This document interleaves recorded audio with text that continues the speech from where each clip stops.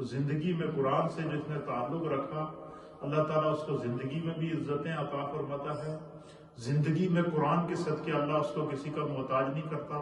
اور جب بندہ دنیا سے چلا جاتا ہے تو قرآن کی ہوئی اپنی جو تلاوت ہوتی ہے وہ اس کے لیے ذریعہ نجات اور شفاعت بنتی ہے۔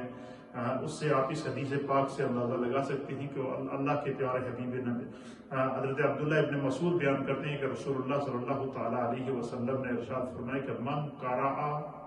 سورۃ الواقعہ، حضور نے فرمایا کہ جس شخص نے سورہ واقعہ تلاوت کی، کون سی سورت؟ سورہ واقعہ جس شخص نے تلاوت کی ہے، فی کل لیلۃ، ہر روز رات کو سونے سے پہلے، یعنی جس شخص نے سورہ واقعہ کو اپنی زندگی، بالخصوص اس میں وہ لوگ جو چاہتے ہیں کہ اللہ ان کو اچھی جاب عطا فرمائے، جو یہ چاہتے ہیں کہ ان کا ہاتھ کبھی تنگ نہ ہو، جو لوگ یہ چاہتے ہیں کہ دنیا میں اللہ اپنے سوا کسی کا محتاج نہ کرے، تو نبی پاک صلی اللہ تعالیٰ علیہ وسلم نے قرآنک وظیفہ بتایا ہے۔ اور وہ قرآنک وظیفہ کیا ہے؟ حضور نے فرمایا کہ من قرأ سورۃ الواقعۃ فی کل لیلۃ، کہ جس شخص نے ہر رات کو سورہ واقعہ کو تلاوت کیا سونے سے پہلے، لم تصبہ فاقۃ ابدا، خداوند قدوس اسے کبھی فاقہ نہیں عطا کرے گا، کبھی زندگی میں وہ محتاج نہیں ہوگا، کبھی زندگی میں وہ بھوکا نہیں مرے گا، کبھی اس کے رزق کے اندر کمی نہیں آئے گی۔ یعنی دیکھیے آج ساری دنیا کا دھندا یہی ہے کہ بندہ اسی چکر میں لگا ہوا ہے کہ رزق کمانا ہے، رزق کمانا ہے، رزق کمانا ہے۔ اللہ کے حبیب علیہ الصلوۃ والسلام نے فرمایا کہ جو بندہ یہ چاہے کہ اللہ اس کو برکت والا رزق عطا فرمائے، جو بندہ یہ چاہے کہ خداوند قدوس اس کو ہمیشہ غنی رکھے، جو بندہ یہ چاہے کہ اللہ تعالیٰ اسے ہر وقت کسی کا محتاج نہ کرے اور اس کا ہاتھ کبھی تنگ نہ ہو، تو فرمایا کہ ہر روز رات کو سونے سے پہلے سورہ واقعہ تلاوت کیا کرو۔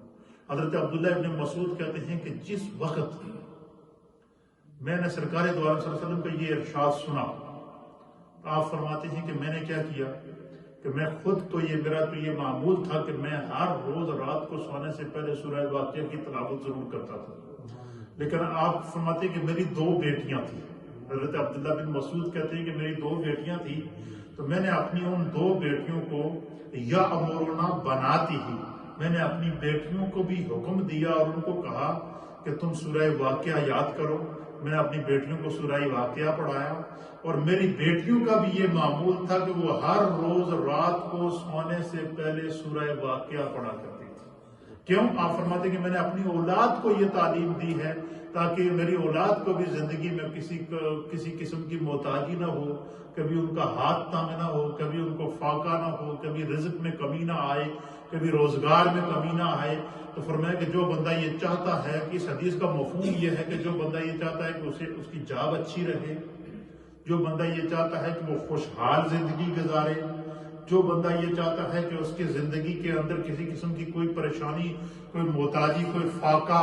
اور کسی قسم کی قحط سالی نہ آئے، تو نبی پاک صلی اللہ علیہ وسلم نے فرمایا کہ بندہ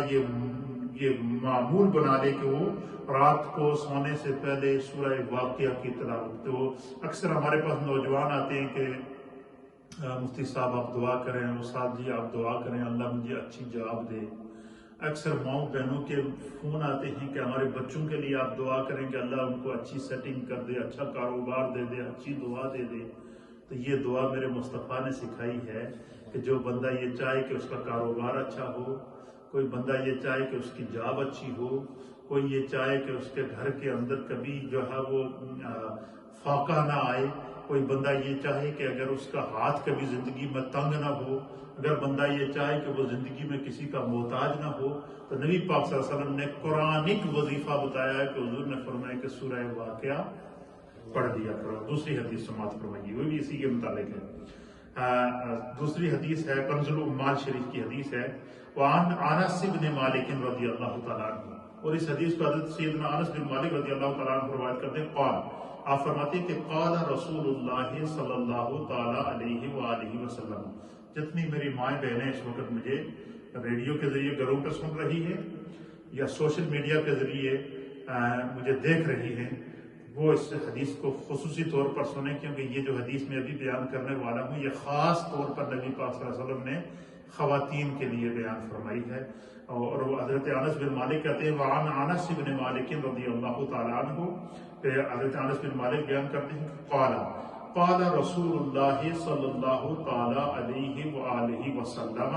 کہ حضور علی نبینا علیہ الصلوۃ والسلام نے ارشاد فرمایا